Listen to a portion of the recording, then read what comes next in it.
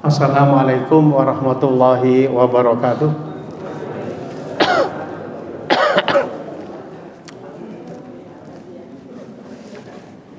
Alhamdulillah ala nikmatillah wala haula wala quwata illa billahil aliyil azim. Jamaah salat maghrib yang malam ini insyaallah sama-sama dirahmati oleh Allah Subhanahu wa taala. Segala puja tentu milik Allah Subhanahu wa taala atas limpahan nikmat, hidayah dan rahmatnya pada malam ini.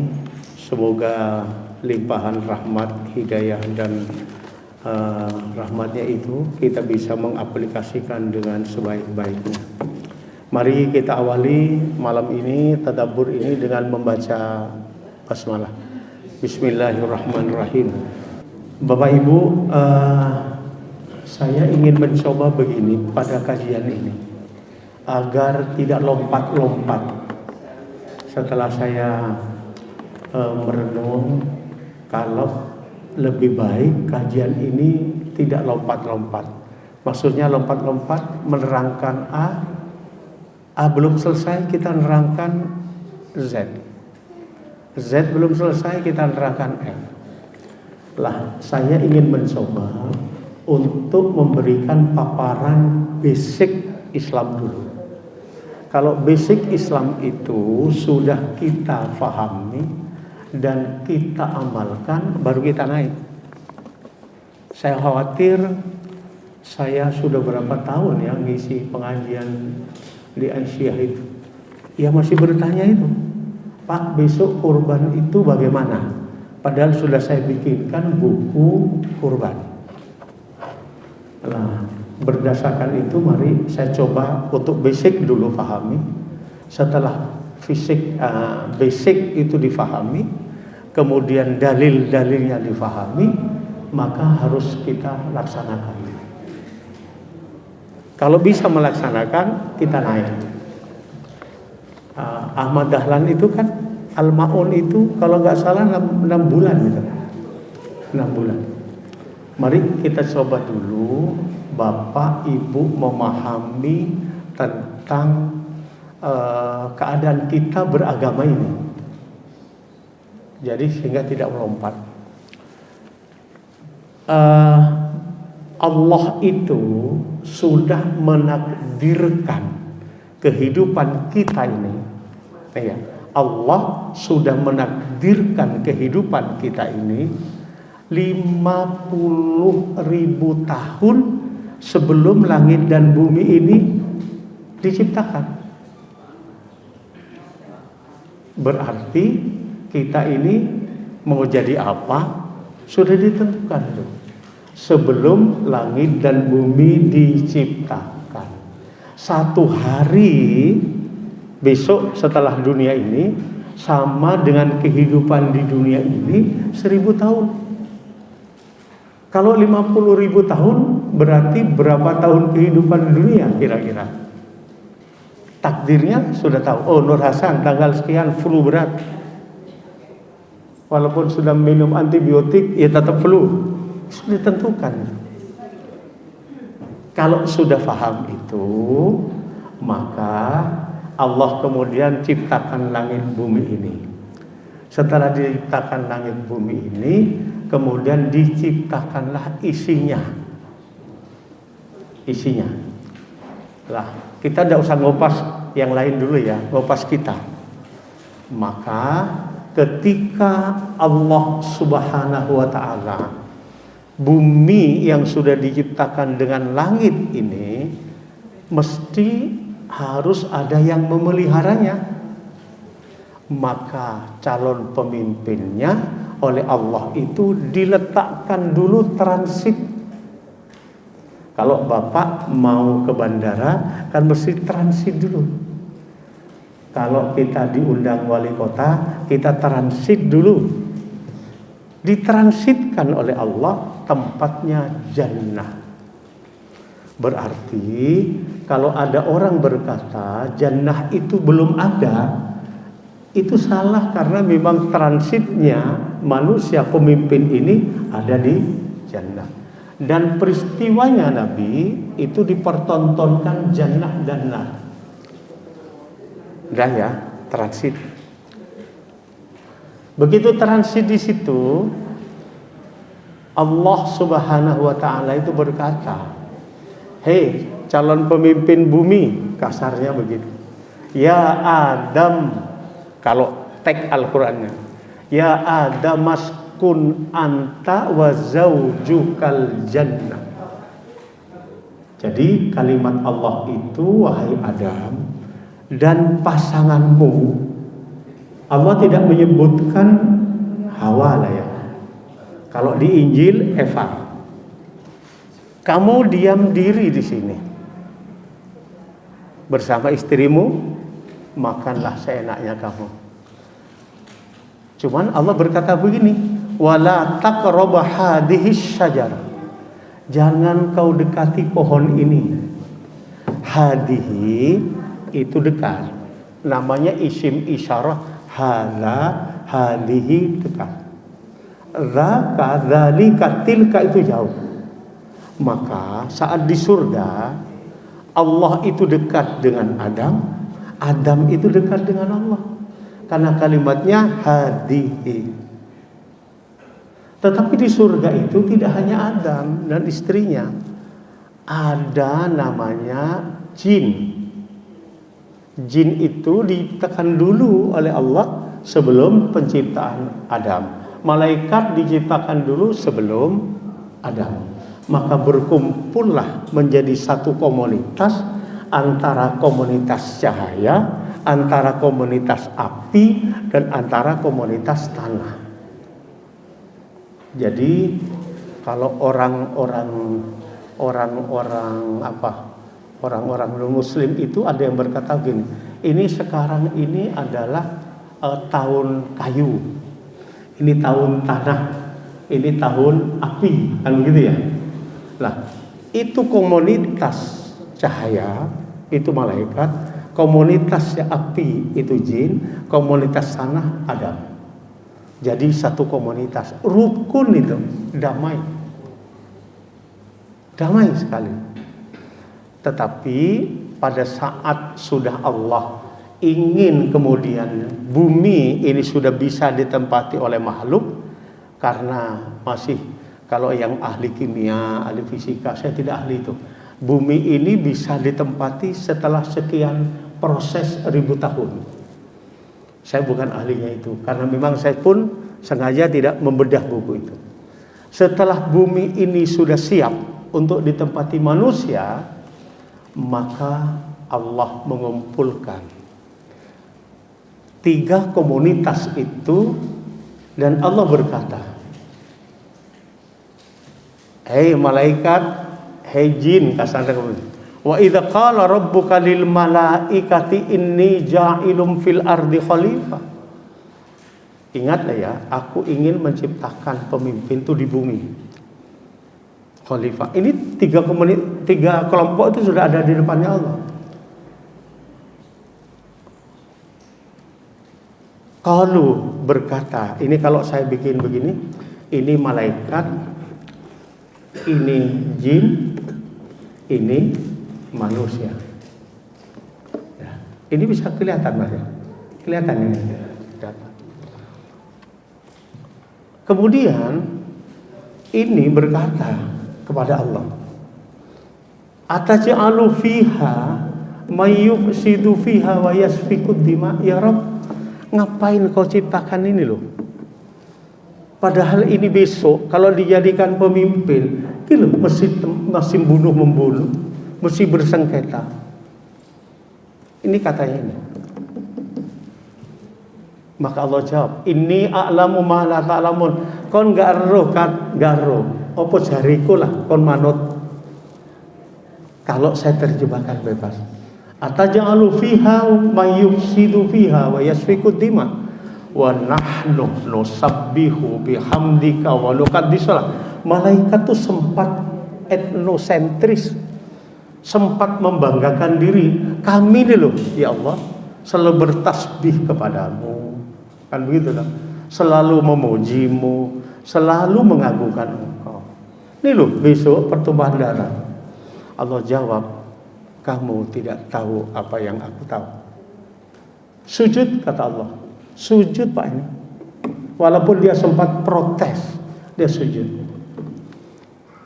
Yang ini terpecah menjadi 3 kelompok.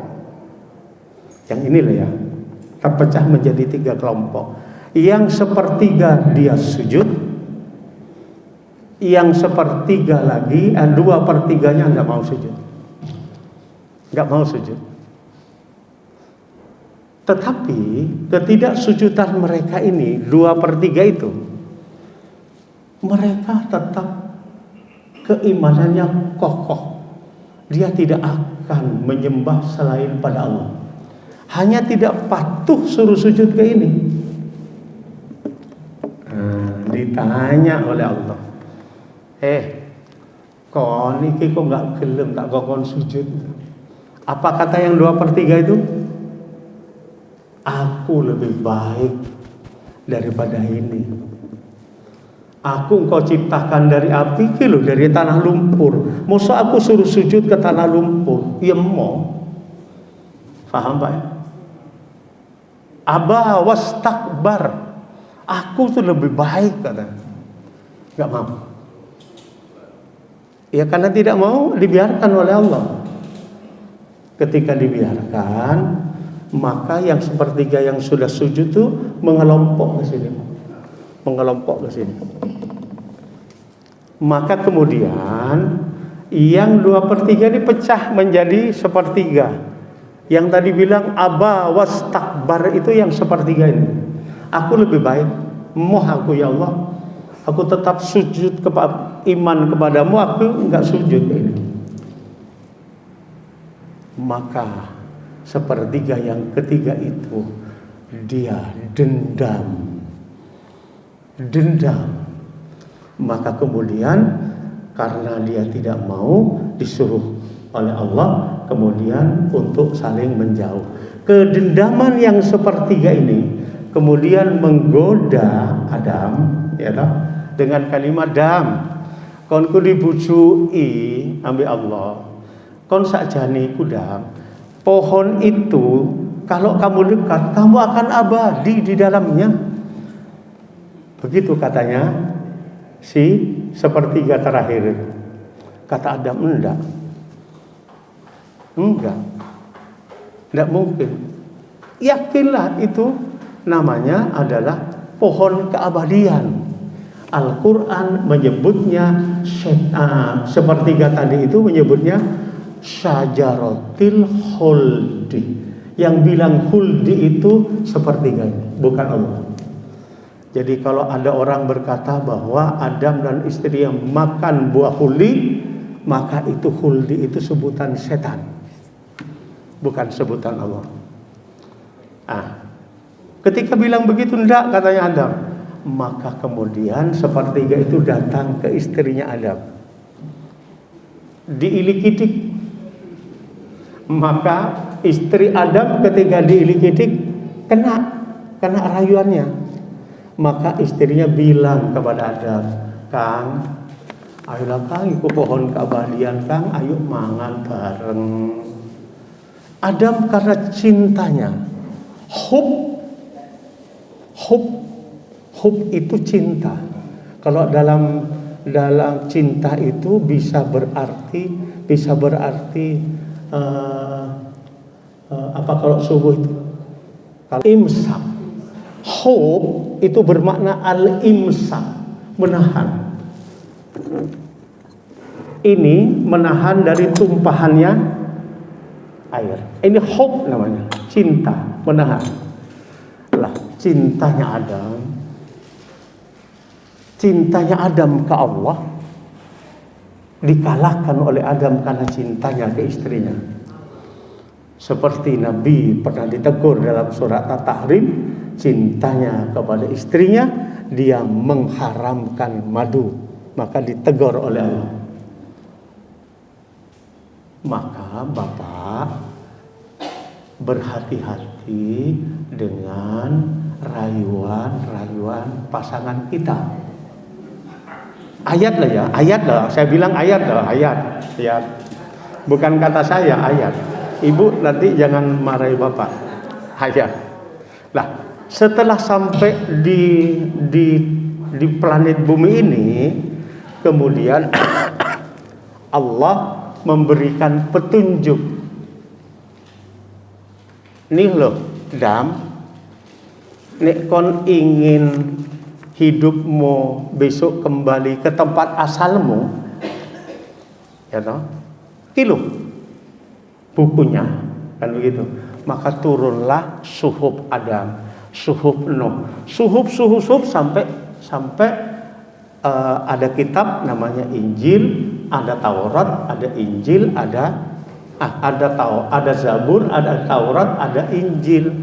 Tolong diingat, setiap suhuf yang datang, nabinya meninggal, suhuf ini tidak berlaku. Ganti suhuf baru. Begitu Ibrahim meninggal, ganti suhuf baru.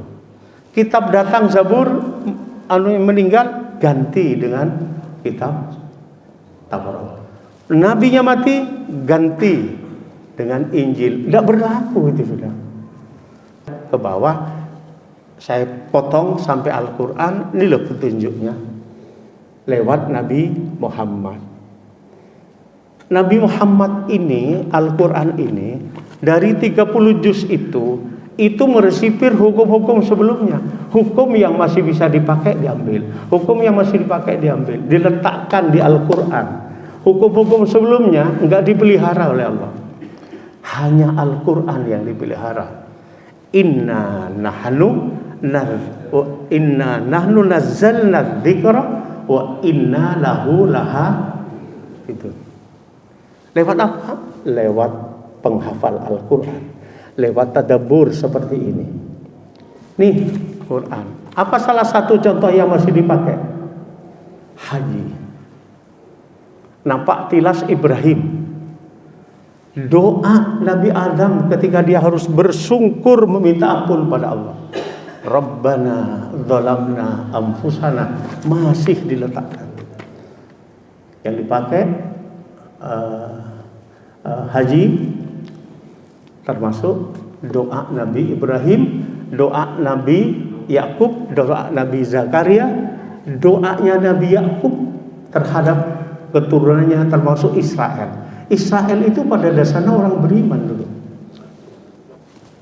Saya potong aja, nanti melebar kemana-mana. Setelah ini, setelah diberi petunjuk ini oleh Allah lewat Quran itu, maka yang harus kita pedomi, Allah kemudian menurunkan Adam, menciptakan keturunannya untuk apa? Untuk apa? Saya tanya, kan kita sudah diberi Pak, petunjuknya itu apa namanya? Al-Quran, 30 juz, 114 surat, berapa? Ayo, berapa ayat? Ya, 6.236 ayat. Pernah Bapak menghitung? Kalau Bapak sulit menghitung, ambil Quran, itu ketemu 6, 2, 3, 6. Tugas utama yang dibebankan oleh Allah kepada kita, Bapak tulis surat Az-Zariyat ayat 56. Wa ma khalaqtul jinna wal insa illa liya'budun. Nih, yang di sini tadi wa ma khalaqtul jinna wal insa illa liya'budun. Ini nanti. Itu tugas ya'budun. Hei Nur Hasan, kamu aku ciptakan hanya untuk beribadah kepadaku. Titik, itu pekerjaanmu. Enggak ada lain. Kan itu toh. Maka kemudian Allah mengultimatum kita berikutnya. Nur Hasan, kamu tak tak dadekno menungso beribadah kepadaku. Ingat nih ya, kalau kamu tidak beribadah nanti, Allah kemudian bilang begini, kaifa takfuruna billah. Nur Hasan, kenapa engkau ingkar kepada Allah? Kenapa kamu ingkar? Wis tak dadekno ngirup oksigen ndak bayar. Ya toh? Fasilitas di dunia ini, Pak, diberikan oleh Allah hanya hak pakai, bukan hak milik lah ya. Hak pakai. Besok diminta oleh Allah. Kaifa takfuruna billah. Kenapa engkau ingkar Nur Hasan? Wa kuntum amwata. Dulu kamu itu mati, enggak ada. Fa ahyakum, maka aku hidupkan kau di bumi ini sekarang.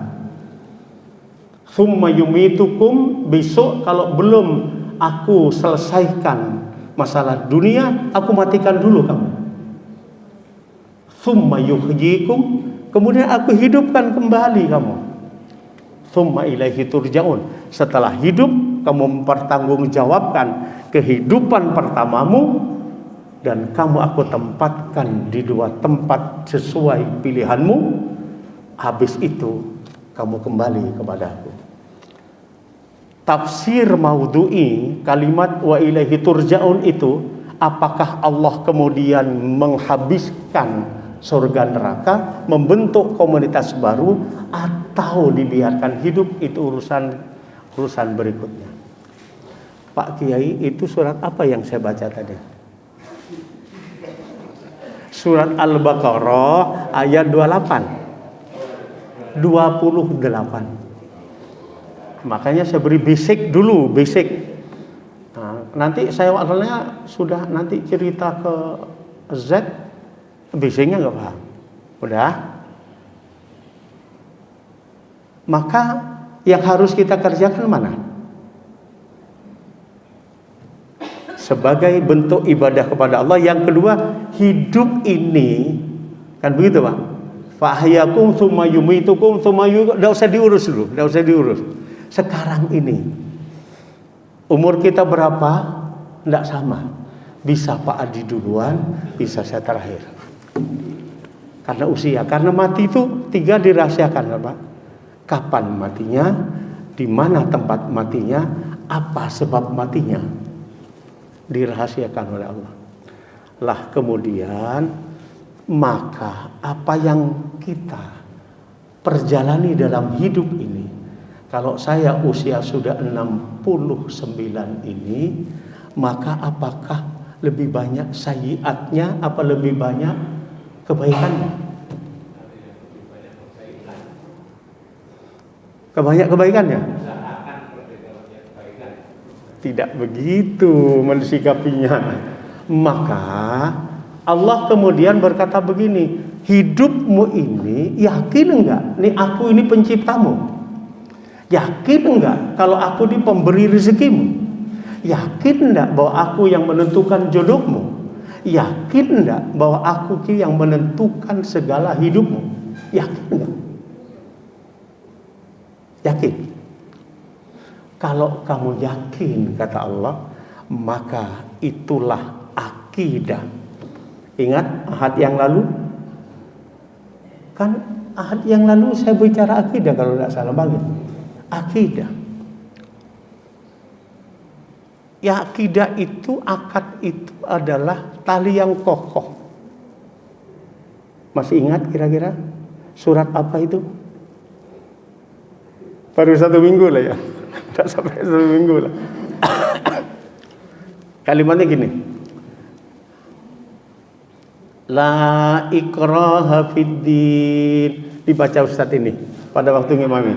La Al-Baqarah. Iya. Itu namanya orang yang sudah yakin bahwa yang menentukan hidup itu Allah. Faqadistamsaka bil urwatil uthqa. Kita sudah berpegang dengan tali yang kokoh. Selain itu surat apa lagi? Hanya 2. Tidak dicatat Kiai. Kemarin nyatat kayaknya. Surat Luqman ayat 22. Tolong Pak, ini basic, jangan dilupakan. Jangan dilupakan. Orang yang sudah pasrah kepada Allah, kemudian dia berbuat baik, maka kata Allah, faqadis tamsaka bil urwatil wuthqa. Dia sudah berpegang teguh dengan tali Allah. Itu begini. Lah, itulah akidah. Apakah kita berpegang teguh dengan tali Allah? Maksudnya tali Allah itu adalah syariat Allah. Sudahkah kita jalankan? Itu nanti Pak ya. Ini akidah dulu, pemahaman akidah. Kalau Bapak yakin, ya, aku ditentukan oleh Allah. Aku hidup, istriku hidup, sehat, dan lain sebagainya. Maka kata tiga itu Allah, Rabbun, dan Ilahun. Rabbun itu Bapak adalah pekerjaan Allah terhadap makhluknya. Paham ya? Akidah itu Rabbun, itu pekerjaan Allah terhadap makhluknya. Memberi rezeki, mengawasi, menerima doanya. Rabbun. Tetapi Ilahun itu pekerjaan makhluk terhadap Allah. Ilah itu sesembahan. Jadi kita menyembah kepada Rabb kita. Itu adalah akidah. Dari akidah itu Pak, lahirlah apa yang disebut dengan iman. Manifestasi iman kita itu. Iman itu adalah dalam hati, diikrarkan lisan, dikerjakan dengan amal perbuatan. Itu iman. Jadi surat apa itu yang disebut iman yang sebenar-benarnya itu? Masih ingat? Iman yang sebenar-benarnya surat apa? Innamal mu'minuna alladzina idza dzukirallah wajilat qulubuhum. Ayat sampai dicatat Pak Kiai. Besok kalau ada di RW itu aja terangkan. Ya, itu kan namanya iman yang sebenar-benarnya. Kemudian dari iman itu lahirlah tauhid, mengesahkan Allah, kan begitu. Akidah yang kokoh itu yang disifatinya adalah iman. Iman itu adalah menerangkan tentang ketauhidan, keesaan Allah. Dah, cukup ya, itu akidah. Itu harus dikerjakan. Jangan sampai ada hati ini tidak terima bahwa hidup ini ditentukan bukan oleh Allah. Bitawud, kan ada kan? Di dalam surat 256 tadi, itu ayat itu kalau bisa dihafal. Dah, ketika kita sudah memahami tentang akidah dan kita yakin dengan memegang teguh tali yang kokoh, Bapak harus ridho terhadap apa yang Allah berikan ke kita. Ridho enggak? Ridho enggak? Bapak dipensiunkan, ridho enggak? Ridho. Artinya ridho itu Pak adalah menerima. Tetapi kalau Allah ridho Allah merestui. Ingat ya, kita duduk di tempat ini ridho kita, ridho. Tetapi Allah merestui itu ridho Allah. Ya, maka orang yang berbuat baik, orang yang beriman dan beramal soleh, hadiahnya adalah jannah. Dan Allah ridho kepada orang beriman tadi itu dan beramal soleh. Di mana Pak itu? Kalimat Allah itu? Ayo, saya bilang biar dasarnya dulu, biar kita kuatkan. Lupa Pak. Wa ma umiru illa liya'budullaha mukhlisina lahuddin. Al-Bayyinah.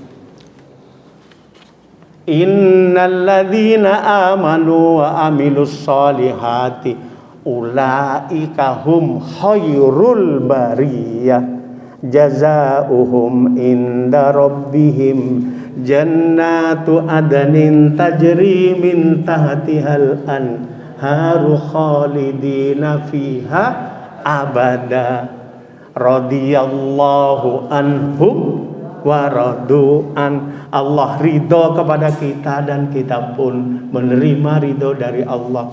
Itu surat Al-Bayyinah ayat ke-8. Kata beliau, hafal. Ini basic lah Pak, basic lah. Udah ridho ya. Orang yang ridho itu menerima ketetapan Allah, kenapa? Karena memegang tali yang kokoh, sekaligus dia telah beriman. Al-Anfal tadi itu, ya toh? Dan amal soleh. Amal soleh itu adalah hablum minan nas. Dah, akidah, sifat iman, ilmunya tauhid, kemudian ridho kita menerima. Jangan kemudian kita iri. Iku tadi apa iku kok duwe mobil telu. Itu namanya tidak ridho. Biarkan orang dapat mobil 3. Kalau perlu pinjam, kan gitu. Jangan kemudian ada tetangga kita punya mobil 3 terus, wih, iku wis pensiun kok oleh mobil telu, kan gitu dah. Ya kalau saya lihat nanti sahabat-sahabat saya punya mobil 3, kemudian saya butuh, ya datangi pinjam Pak sehari semalam, karena kalau nyewa 250 itu. Nah, ridho ya. Setelah itu kita memahami tentang ridho, kita ridho apa yang diberikan oleh Allah, enggak usah kemudian kita yang enggak. Maka kemudian keridhaan kita itu karena kecintaan kita kepada Allah. Cinta itu hub itu. Hub itu iman yang paling tinggi, ingat ya. Iman yang paling tinggi itu adalah cinta. Pernah dengar lagu cinta? Anugerah cinta? Pernah dengar? Pak Komandan Kokam yang masih muda, biasanya kan lagu-lagu itu kan, ya kan masih muda-muda. Ya lah, cinta itu yang saya katakan arti cinta, hub itu al-imsak, menahan dari hal-hal yang apa ya, kalau baik ditahan agar tetap baik, kan begitu ya. Itu namanya hub. Maka iman yang tinggi itu adalah mengorbankan cinta kita kepada selain Allah. Paham? Bisa enggak kira-kira? Cinta kita, Pak, cinta kita. Sudah cinta itu bukan main. Tetapi kita harus korbankan cinta itu kalau kepentingan untuk Allah. Harus itu, karena iman yang tinggi itu. Mari Bapak lihat bagaimana cintanya itu. Pernah tahu kisah Nabi Ibrahim dengan Ismail? Cintanya kepada anak yang dia berdoa 80 tahun. Suruh dia laksanakan, Pak. Itu namanya pengorbanan cinta. Bapak Ibu, kalau minta putra-putra yang sudah besar suruh sembelih, mau disembelih? Yo. Hope itu adalah fondasi dasar keimanan kita. Itu Ibrahim cinta perintah. Bapak pernah dengar ceritanya Yusuf alaihissalam?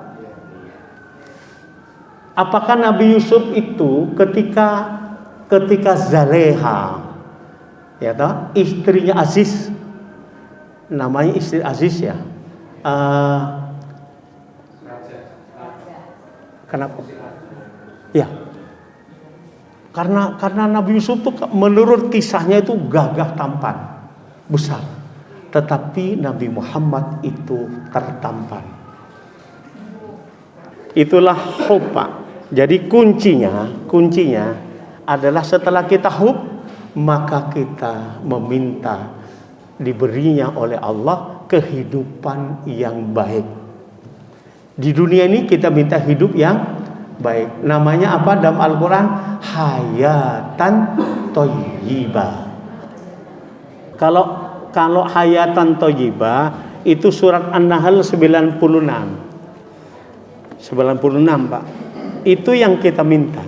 Yang kita minta itu diberikan hayatan thayyibah ketika kita beramal soleh. An-Nahl itu basic. Yuk kita pelajari, yuk kita kerjakan. Setelah itu bagaimana hayatan thayyibah yang akan datang? Man amila sholihan min dzakarin au untha wa huwa mu'min, laki perempuan dan dia beriman, kan begitu kata Allah, maka dia akan diberikan kehidupan yang baik. Itulah basic. Sekian itu, ayo pahami, tidak usah bertanya kembali kalau itu.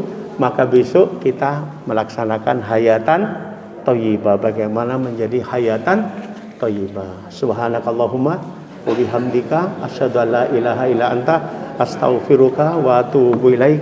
Assalamualaikum warahmatullahi wabarakatuh.